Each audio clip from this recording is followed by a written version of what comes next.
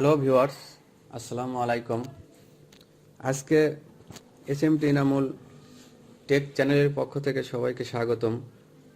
আজকে আপনাদেরকে যে একটা টিপস দেখাবো, নতুন একটা টিপস, অনেক সুন্দর হবে আপনাদের সবার জন্য।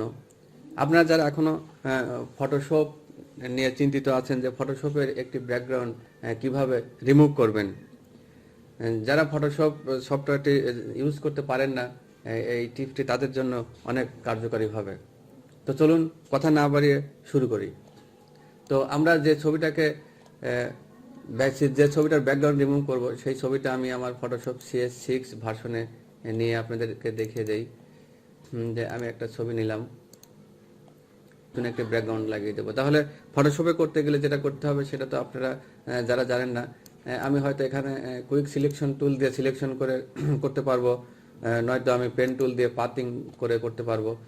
তো আমি এখান থেকে এটা করব না। আমি যেটা দেখাবো খুবই সহজ এবং খুবই দ্রুত এবং অল্প সময়ে আপনারা ব্যাকগ্রাউন্ডটি রিমুভ করতে পারবেন। তো আমি যে কোনো একটি ব্রাউজার ওপেন করি, আমি এই ব্রাউজারটি ওপেন করলাম। আপনারা ব্রাউজার ওপেন করে এখানে আমি সেট করে রেখেছি। আপনারা প্রথমত লিখবেন কাটআউট প্রো লিখলে আপনাদের সফটওয়্যারটি চলে আসবে। এখানে গিয়ে আপনারা কাটআউট প্রো লিখে দিবেন। এরকম কাটআউট প্রো লিখে দিলে চলে আসবে। এই যে এটাকে প্রথম যেটা আছে এটাই ওপেন করে দিবেন। তো আমার যেহেতু ওপেন করাই আছে, আমি এখানে ওপেন করা আছে। এখানে ফটো ইনহ্যান্সার, এই যে আপলোড ইমেজ। তো আমি যাবো এখানে প্রোডাক্ট, এই যে প্রোডাক্টে আসলে এই যে মাউস ধরলে এই যে ইমেজ ব্যাকগ্রাউন্ড রিমুভার, আমি এখানে ক্লিক করে দিলাম। ক্লিক করার সঙ্গে সঙ্গে এখানে আপলোড ইউজ করে দিলাম। এখানে আপলোড, আমার ছবিটা যেখানে আছে আমি সেখান থেকে ছবিটা নিয়ে আসবো। আমি ডেস্কটপে যাই, এখানে এই যে এর মধ্যে যাব, আমি এই ছবিটা নিব। দেখবেন খুব সহজ এবং দ্রুত সময়ের মধ্যে ব্যাকগ্রাউন্ড রিমুভ করে দিবে। এই যে দেখুন ভিউয়ার্স, কত সহজে আপনার কোনো ঝামেলা ছাড়াই ব্যাকগ্রাউন্ডটি রিমুভ হয়ে গেল।